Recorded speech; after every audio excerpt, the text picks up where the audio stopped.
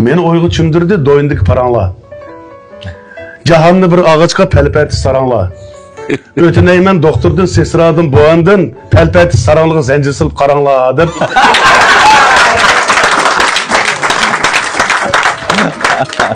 Şunda digim kep ketishibdi shu.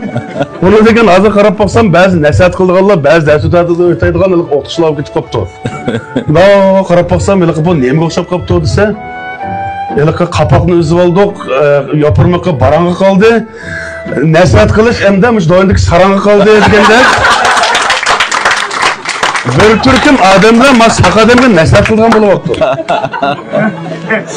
O ya endi men zamondan keyinda qoldimmi, ya men qabul qilinmayaptimmi? Ya cho'qim bizmi ashunda sarang ulab, ya bir palpat sulab, mush yerda jumlab, beshimizni topib qo'yib.